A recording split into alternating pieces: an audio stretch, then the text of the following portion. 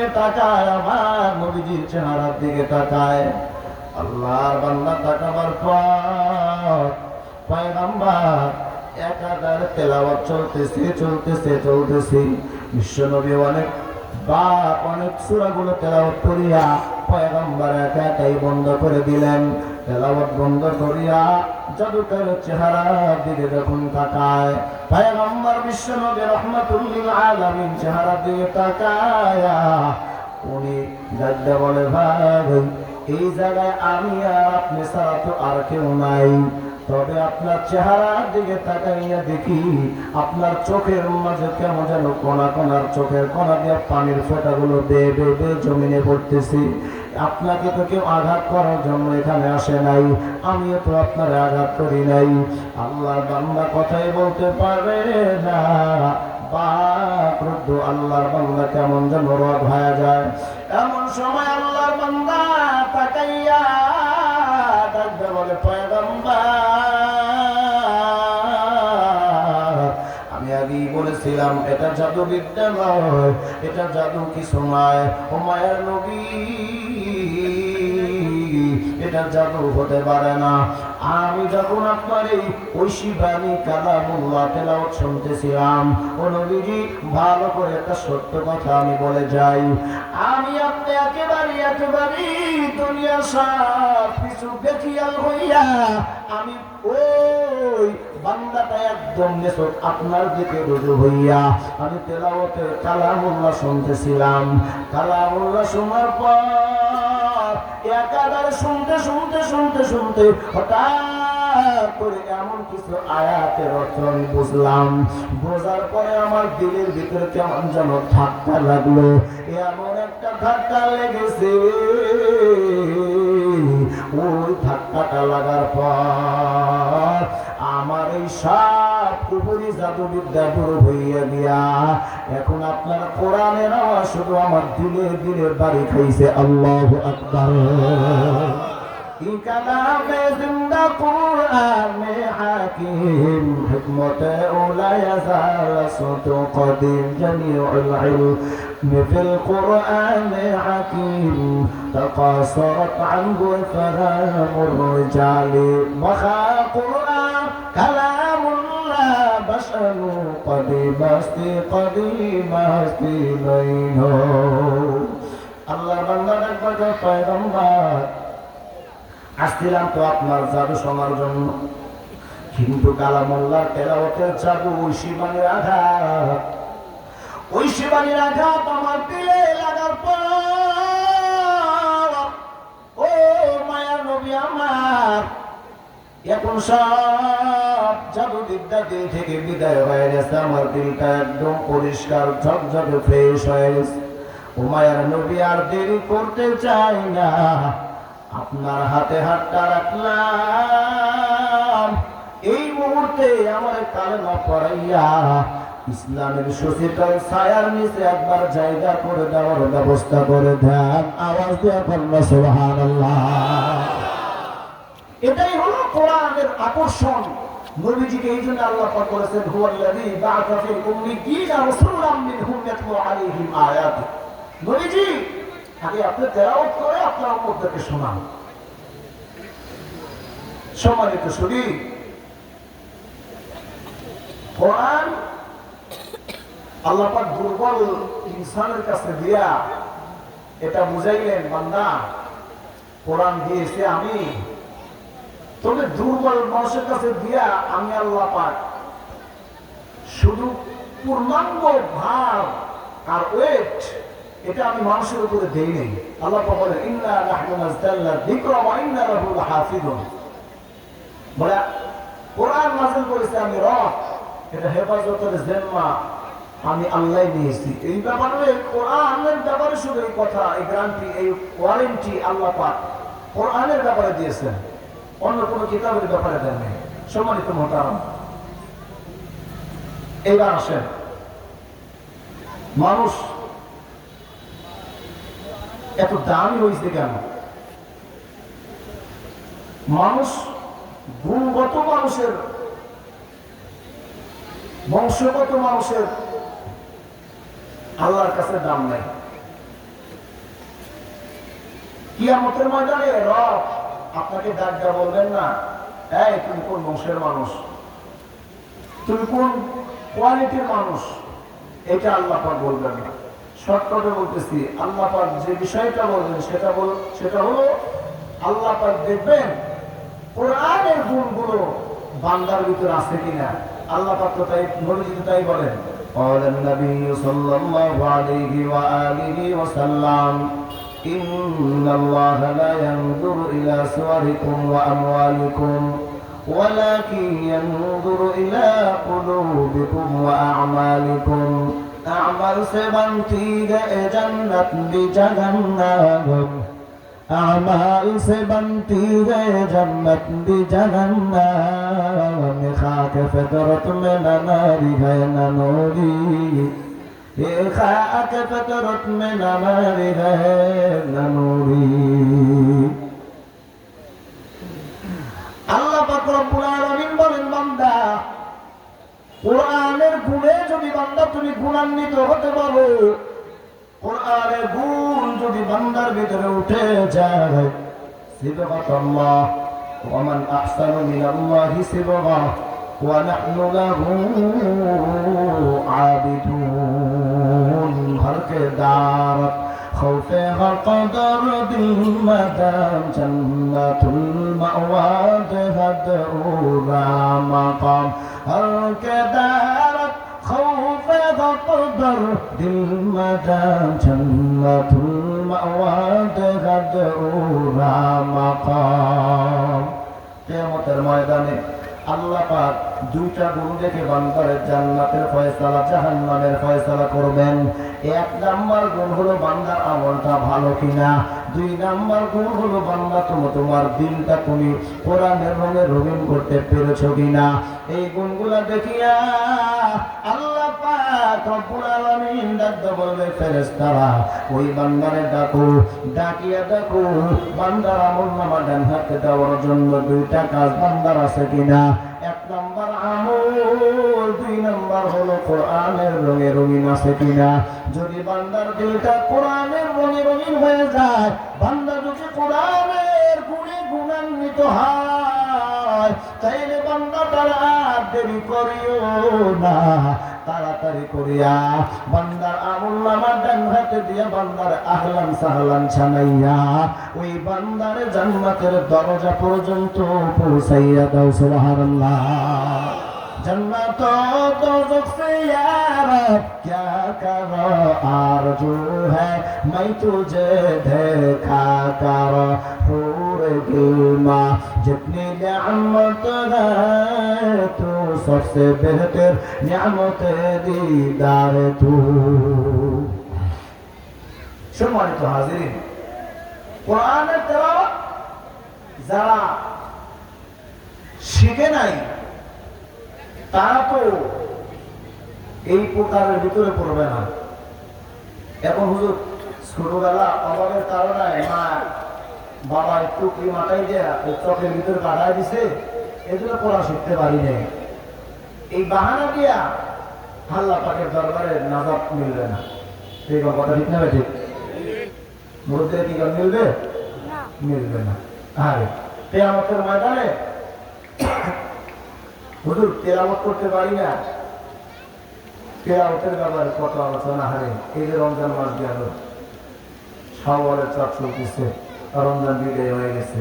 হ্যাঁ, রমজান মাসে আমাদের বুজুর্গরা আরে কোরআনের তেলাওয়াতটা এতটাই প্রাধান্য দিতে, আমাদের বুজুর্গ, আমাদের ইমাম, উম্মতের বাতি ইমাম আবু হানিফা রাহিমাহুল্লাহ তাআলা, উনি এক রমজানে 61টা কোরআন খতম দিতেন। আল্লাহু আকবার, জোরে বল।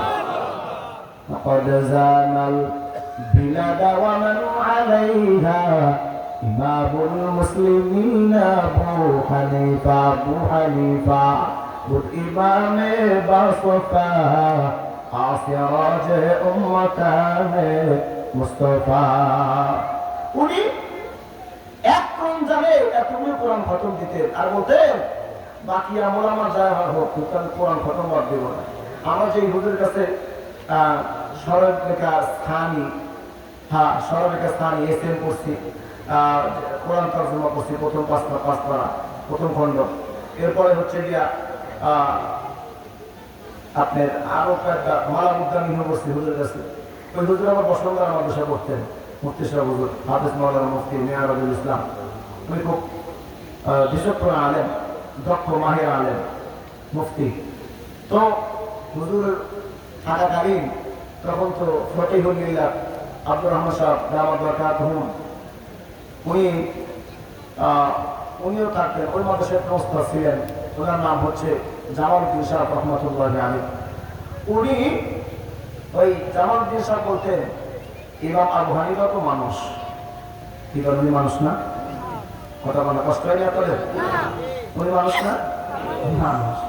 তো ভাই উনি যদি 61 বার কোরআন খতম দিতে পারে, আমি কেন পারবো? সেইটা বলার পরে হুজুরা বললেন যে আসলে হুজুর আপনি তো অসুস্থ হয়ে বললেন, রমজানের পরে তো আর কোনো বাধ্যকতা নাই, বাধা বিপত্তি নাই, ট্রিটমেন্ট নিতে অসুবিধা নেই, আমি অসুস্থ হইলেও হবো, এরপর আমি দেখবো যে আমি 61টা কোরআন খতম দিতে পারি কিনা। ওটা রমজান শেষ, উনি গিয়ে হুজুরকে আলহামদুলিল্লাহ হুজুর আমার 61টা কোরআন খতম শেষ, আল্লাহু আকবার কাবীরা। এইভাবে তেলাওয়াতে মগ্ন থাকতেন। সম্মানিত শুধু তেলাওয়াতের কারখানা হচ্ছে মাদ্রাসা। কিভাবে কোন পদ্ধতিতে অত উদাহরণ দেওয়ার সময় আমার হাতে নেই, যেহেতু আরেকজন ওয়াইজেন আছেন উনি আলোচনা করবেন। তো আমি আপনাদের যেটা বলি, বিশ্বাস যদি না হয় হেসখানা একবার মাগরিবে করে যায়, যাবেন কখন? সবাই কখন যাবেন? মাগরিবের পরে গিয়ে দেখে একটা আয়াত একজন হেস বিভাগের ছাত্র কতবার পড়ে, কতবার যে পড়ে, আল্লাহু আকবার কাবীরা, কতবার তেলাওয়াত, এরপর মুখস্থ আবার সিস্টারকে পড়ে, আবার হুজুরে শোনায়, আবার হুজুরে শোনা যায়, ওইটাই ওই পাড়ার থেকেই এক নম্বর বিশ্বাস দিলে আমার বিশ্বাস আবার রিপিট করে 7 সবক শোনায়। একটা পাড়া 15টা লাইন কতবার যদি পড়ে তা কোনো হদিস নেই। এরপরে উনি হাফেজ কোরআন হয়। সম্মানিত শুধু এমনিতে বলেন নাই যে আল্লাহ পাক রব্বুল আলামিন 10 জন ব্যক্তিকে সুপারিশ করিয়া জান্নাতের মেহমান বানাবার ওয়াদার হেফজখানা ছাত্রকে হাফেজ শর্তে দিবেন, এমনি বলেন নাই। সুবহানাল্লাহ ওয়া বিহামদিহি। আপনাদের কষ্ট হয় না? আমি দারুল দেওবন্দের বেশ কিছু ওস্তাদের কাছে বসছি। আমি যদি যে বছর দাওরা হাদিস পড়ি, আমার যিনি মুসলিম সানি পড়ান উনি দারুল মুসলিম সানি না, যার কাছে আমি ওই মুয়াত্তায়ে মালিক পড়ি, মুয়াত্তায়ে মুহাম্মদ পড়ি, উনি আমাকে দারুল দেওবন্দের কাহিনী শুনেছেন। এবং ইসকাতুল মাসাবির আমি দ্বিতীয় খণ্ড যে হুজুরের কাছে পড়ি, উনি দারুল দেওবন্দ থেকে পারেন। আবার তিরমিজি সানি, শামালি তিরমিজি, এই কিতাবগুলো আমি যে হুজুরের কাছে বসছি উনি আলহামদুলিল্লাহ দারুল দেওবন্দ থেকে পারেন। তো উনি আমাকে বলেন, বেটা শোনো, দারুল দেওবন্দ এমন মাদ্রাসা, যেই মাদ্রাসার যিনি মুহতামিম ছিলেন, এই আলোচনাটা একটু সাধারণ মানুষ আপনারা যারা আছেন, মুরব্বীরা যারা আছেন, তারা একটু খেয়াল দিয়ে শুনবেন, ধ্যান ও খেয়াল দিয়ে শুনবেন। তার কারণ হচ্ছে হুজুর কোরআন তেলাওয়াত পারি না, হুজুর বিসমিল্লাহটাও পারি না, কথায় কথা মনে আসে, কিছুই পারেন না, বিসমিল্লাহটা বলি, বেশি বেশি বিসমিল্লাহটা বলি, বিসমিল্লাহ যদি বেশি বেশি পড়েন, কিয়ামতের ময়দানে তার ব্যক্তিকে আল্লাহ পাক জান্নাতের সার্টিফিকেট দিবেন। আল্লাহ পাক বলেন, উলাইকা মা'আল্লাযীনা আন'আমা আল্লাহু আলাইহিম মিনাল নাবিয়্যিন ওয়াস-সিদ্দীকিন ওয়াশ-শুহাদা'is সালিহিন ওয়া হাসুনা উলাইকা রাফীকা। এই চার ব্যক্তিকে আল্লাহ পাক জান্নাত দিবেন। আর এক ৫০ নম্বর ব্যক্তিকে আল্লাহ পাক জান্নাতের জন্য ওই তিনজনে রাখবেন। তো আলহামদুলিল্লাহ বলেন না? ফেরেশতারা বলবেন, আল্লাহ এদেরকে তো চিনি না। ইমাম বাইজাবি রহমাতুল্লাহ আলাইহি তাফসীর বাইজাবিতে উনি হাসিয়ার নিচে লিখছেন, ওই তাফসীর বাইজাবি যখন আমরা পড়ি, ওই হাসিয়ার প্রথমে সূরা ফাতিহার ওই বিসমিল্লাহ তাফসীরের হাসিয়ার নিচে উনি লিখছেন, কোন ব্যক্তি যদি 19 বার শোয়ার আগে বিসমিল্লাহ পড়ে, এই সম্বন্ধে উনি একটা ওই হাসিয়ার ভিতরে একটা কিতাবও লেখা আছে, কিতাবের নাম হচ্ছে বিসমিল্লাহ আহকাম, অর্থাৎ বিসমিল্লাহ বিধিবিধান সম্পর্কে একটা কিতাব লিখছেন। ওই কিতাবে আমলটা করছেন এবং তাফসীরে হাসিয়ার ওই বাইজাবি তাফসীরের হাসিয়ার ভিতরে এটা করছেন কোন ব্যক্তি যদি 19 বার শোয়ার আগে বিসমিল্লাহ পড়ে, বিসমিল্লাহ পড়ে যদি শুয়ে যায় আর রাত্রিবেলা যদি গুনাহে কবিরা না হয়, তাহলে বান্দার জন্য মারা গেলে জাহান্নামের 19 জন ফেরেশতা থেকে আল্লাহ পাক মুক্তি দান করবেন। সুবহানাল্লাহ। আচ্ছা কোন কিয়ামতটা কঠিন না সহজ? তো 5 নাম্বার ব্যক্তিকে ডাক দিয়ে বলবেন ফেরেশতা আল্লাহ এরা জান্নাতের লাইনে ওয়েটিং জন্য আছে, এরা কারা? আল্লাহ পাক রব্বুল আলামিন বলবেন ফেরেশতা এই বান্দাগুলো সারাদিন 14 ঘন্টা 15 ঘন্টা রোজা থেকে সন্ধ্যায় সব আইটেম বান্দার সামনে হাজির, বান্দার পানি পিপাসায় বক্ষ ফেটে যাচ্ছে কিন্তু বান্দা পানি পান করে না, কিন্তু এক আযান হয়ে গেছে বান্দা বিসমিল্লাহ না বলে মুখে পানি দেয় না, বিসমিল্লাহ না বলে খাবার মুখে দেয় নাই। এরকম এই মুশাহাদা বান্দাদেরকে বিসমিল্লাহর সাথে মুশাহাদা করার কারণে আমি মহান মালিক এত খুশি হয়েছি, আমি 4 ব্যক্তিকে যেইভাবে জান্নাতের সার্টিফিকেট দিছি 5ম নাম্বার ব্যক্তিকেও জান্নাতের সার্টিফিকেট দেওয়ার জন্য আমি আল্লাহ রেডি আছি। এদেরকেও আহলান সালাম জানাইয়া ডান হাতে জান্নাতের সার্টিফিকেট দিয়ে এদের জান্নাতের দরজায় পৌঁছায় দেব। সুবহানাল্লাহ। শুধু বেশি বিসমিল্লাহ পড়ার কারণে আমি এবারে জালিম থাকতাম 16 বছর 16 বছর। আমার হুজুরা বলতো কি জানেন, শফিক জি তুই কি জালিম মানে সুবার করে করছো না? আমি বলতাম জি না।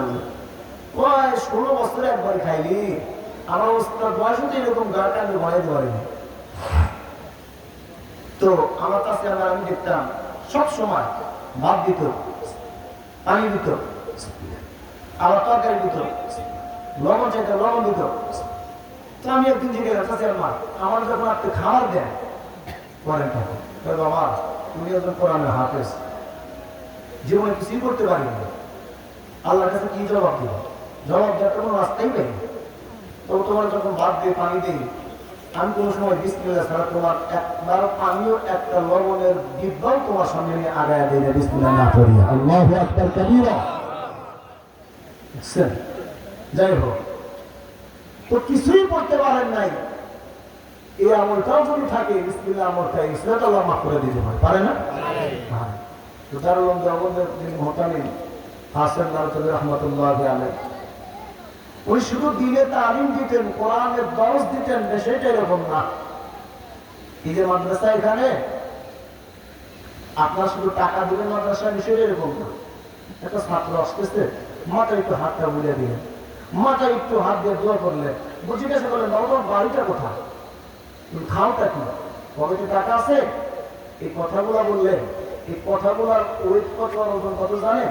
কিয়ামতের ময়দানে যখন আল্লাহ পাক আপনার হাতে আমলনামা দিদার করে ইকরা কিতাবাক কাফা বিনাফসিকা আল-ইয়াওমা আলাইকা হাসিবা, যখন আল্লাহ পাক বলবেন বান্দা তোমার আমলনামা পড়ো, তখন আপনি দেখবেন আপনার আমলনামায় মাদ্রাসা তৈরি করার সব আল্লাহ পাক লিখে দিয়েছে। সুবহানাল্লাহ। না আপনি নিজেই হতভম্ব হয়ে বলবেন আল্লাহ আমি কি মাদ্রাসার বারান্দায় যাই, তারপর আমার আমলনামায় মাদ্রাসার সব, তখন বলবে বান্দা ওই যে মাদ্রাসার একটা ছাত্র তোমার বলেন ওরা হাতে হাত রাখছিল, আমার মাথায় হাত বলেছিলেন, আমি আল্লাহ এতই খুশি হয়েছি, আমি আল্লাহ এতই রাজি হয়েছি, বিনিময়ে তোমার আমলনামায় কোরআনের হাফেজ হইলে যেই বললেন সব এই বললেন সব তোমার আমলনামায় জমা করে দিয়েছি। আল্লাহ পারেন কি পারেন না? সবাই বলেন পারেন কি পারেন না? বাহ কাসেম নানতুবি রাহমাতুল্লাহি আলাইহি একদিন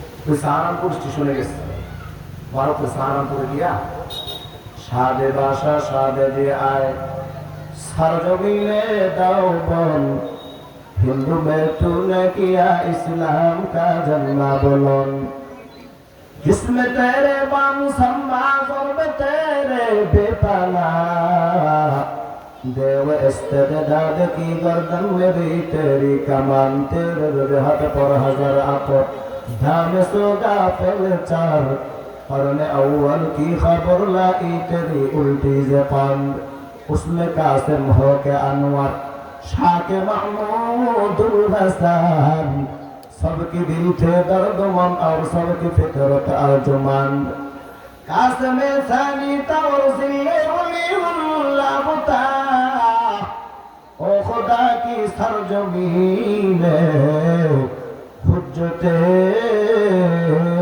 इस्लाम था। আওয়াজ দিয়ে কন্যা আল্লাহু আকবার।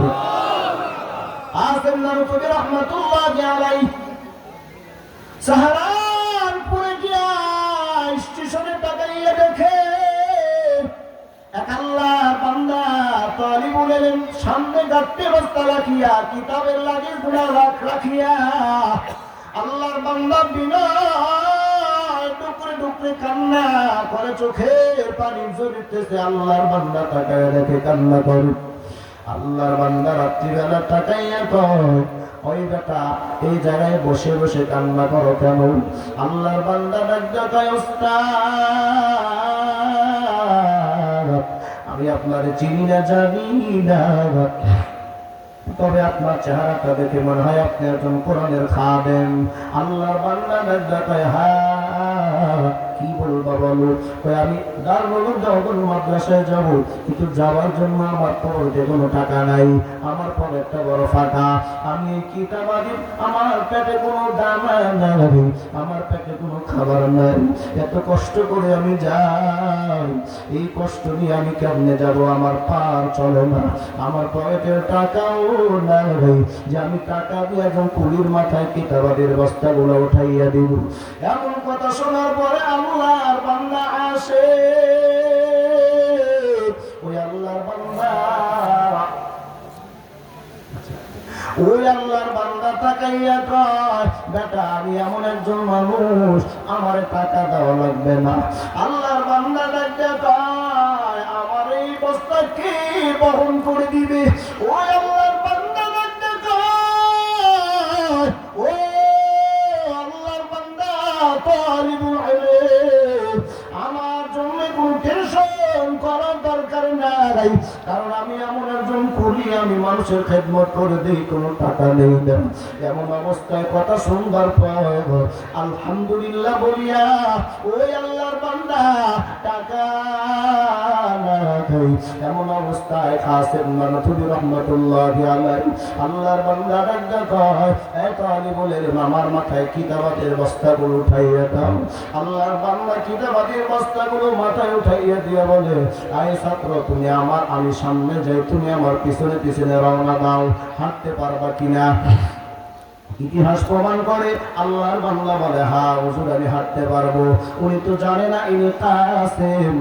আল্লাহর বান্দা পরিচয়টা গোপন করিয়া, ওই আল্লাহর বান্দা পরিচয় গোপন করিয়া উনি ডাকতে কয়, আল্লাহর বান্দা আসো আমার পিছে পিছে রওনা দাও, আমি যেই পথে যাই তুমি সেই পথে রওনা দাও। এমনটি করিয়া রে বাবা আল্লাহর বান্দা মাদ্রাসায় চলে গেল। গিয়া কয়, তোমার কত নাম্বার রুম? সব কামরাটা দেখাইয়া দিল। কাসেম নানুতুবি রাহিমাহুল্লাহ আল্লাহর বান্দা কিতাবাদের বস্তাগুলো মাথার থেকে নামাইয়া, আল্লাহর বান্দা রাত্রি গভীর, এমন গভীর রাত, আল্লাহর বান্দা কয়েছে এই যে কিতাবাদের বস্তাগুলো রাখলাম, লাগেজটা রেখে দিলাম, এখান থেকে তুমি তোমার রুমে নিয়ে যাও, আর রুমে নিয়ে যাওয়ার পরে এখন তুমি ঘুমের ঘরে চলে যাও। আল্লাহর বান্দা সোজা যায় নামাজের মুসল্লায় দাঁড়ায়া গেল। রাত্রি যখন সকাল হয়ে যায়, রাত্রির প্রভাব যখন আধার কাটিয়া যখন সকালের সূর্য আলো যখন প্রস্ফুটিত হলো, এমন সময় আল্লাহর বান্দা সকল ছাত্রদেরকে ডাকতে বললে, এই ছাত্র ভাই, এই মাদ্রাসায় এমন একজন উস্তাদ আছে, তিনি নাকি নবীজি একাধিকবার স্বপ্ন দেখেছে। শুধু তাই না, এই মাদ্রাসা নাকি নবীজির দাগে, নবীজি যেইভাবে দাগ কেটেছেন দাগের উপর দিয়ে মাদ্রাসা উঠাইছেন। ওনার নাম হলো কাসেম, ওনার একবার দেখতে চাই। আল্লাহর বান্দাই কথাটা বলার পরে ছাত্ররা বলে, এখন গিয়া তারে পাইবা না, 10টার পরে যাইবা, 10টার পরে গিয়া তাকাইয়া ওনার সিরিয়াল পাইবে, এর আগে পাবা না। আল্লাহর বান্দা যখন 10টার টাইম গুনতেছে, কখন করিতে 10টা বাজবে, আর এমন জগৎ বিখ্যাত আল্লাহওয়ালা, জগৎ বিখ্যাত কুতুবুল আলম, এমন বড় শরীফ, এমন বড় মুজাহিদ, এমন বড় আল্লাহওয়ালা, এমন বড় নবীর আশিক বান্দারে দেখবে দিলটা তার শান্ত হবে। আগের জামানায় ওস্তাদ যেমন ছিল, তালিবুল ইলম গুলাও তেমন ছিল। বাবা আল্লাহর এই বান্দা উনি তাকাইয়া তাকাইয়া যখন 10টা পার হয়ে গেল, গিয়ে দেখে লম্বা সিরিয়াল ধরে বসে আছে, সবাই তার সাথে একবার মুসাফা করবে। আল্লাহর বান্দা সিরিয়াল যখন শেষ হয়ে গেল, আল্লাহর বান্দা এক নজর চেহারার দিকে তাকায়া উনি ওনার মাথাটা নিচের দিকে দিয়ে রাখছেন। আল্লাহর বান্দা ইন্না লিল্লাহ, আমি এমন একজন মানুষের মাথা আমি কিতাবের লালিশটা উঠায় দিলাম, আমার কপালে বুঝে আইলেন নাই, কারণ আমি এমন একজন মানুষের সাথে বেয়াদবি করেছি, যেই বেয়াদবি আর মনে হয় আমার ক্ষমা হবে না। লিকুল্লি শাইইন জিনাতুন ফিল ওয়ারা ওয়া জিনাতুন মারই তামামিল আদাবি আজ খোদা توفيق أدب أدب معروم গাস্তাজ ফজলরা। আল্লাহর বান্দা দেখবা উস্তাদ আপনার সাথে বড় বেয়াদবি করেছি আমি, আমারে আপনি মাফ করে দেন। আল্লাহর বান্দা এমন কথা বলার পর একটা বলে বেটা, এটা তো রাতের কাহিনী, তুমি জানো আমি জানি, আমার রব জানে, এই কথা আর কারে বলিও না।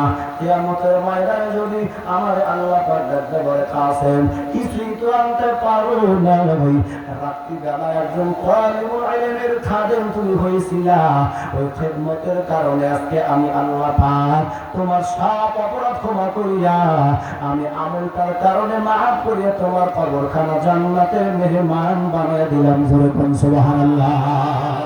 এমন চিন্তা থেকে কাসেম নাম তুমি করেন। সম্মানিত মুহতারাম, এটা আপনাদেরকে কষ্ট দেই, ওই সামনে পিছনে অনেক মানুষ একটু জায়গা পাচ্ছে না, একটু হরকত করবেন কি আপনারা সবাই? একটু সামনের দিকে আসেন, না একটু সামনের দিকে আসেন, মহব্বতে কালামা পড়া সামনে। লা ইলাহা ইল্লাল্লাহ, লা ইলাহা ইল্লাল্লাহ। একটু পিছনের বাইরেকে যারা করে দেন। হ্যাঁ, লা ইলাহা ইল্লাল্লাহ, লা ইলাহা ইল্লাল্লাহ, লা ইলাহা ইল্লাল্লাহ,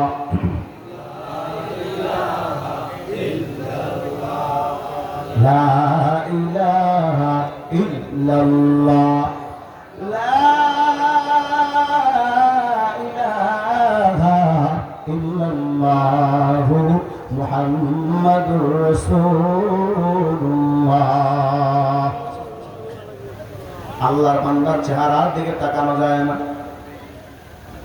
ইতিহাস প্রমাণ করে হিন্দু বারবার প্রত্যেক দিন কাসেম নানতুবি রহমাতুল্লাহ আলাইহি চেহারার দিকে তাকায়।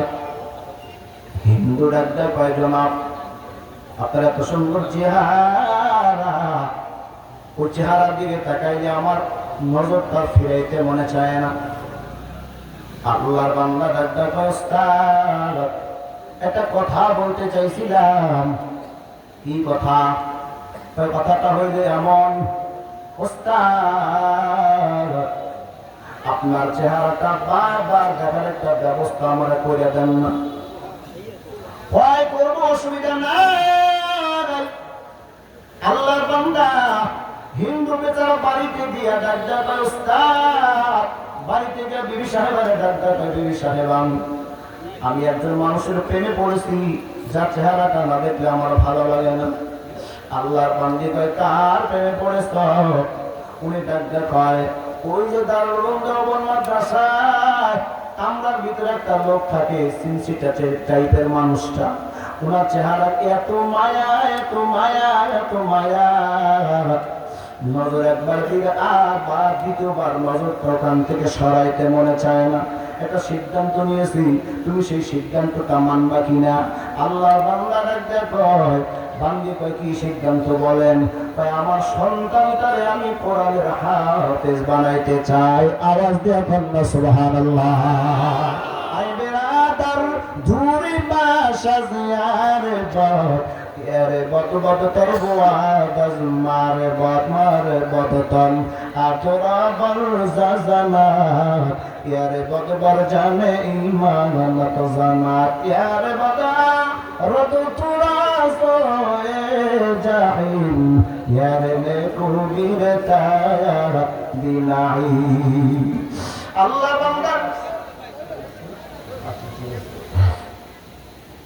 আল্লাহ বান্দা দেখো হুজুর আমি আমার সন্তানটারে আমার স্ত্রীটারে নিয়ে আসছি আপনার হাতে হাত দিয়ে রাখিয়া আমার সন্তানটারে কালেমা পড়ায় দেন আমার কালেমা পড়ায় দেন একেবারে মুসলমান বানায়া এরপরে আমি এখান থেকে যাব আমার সন্তানটারে মাদ্রাসায় ভর্তি করায়া আমি যেন প্রত্যেক দিন একবার করে আপনার চেহারা দেখতে পারি সেই সুব্যবস্থা আমাদের করিয়া দেন সুবহানাল্লাহ।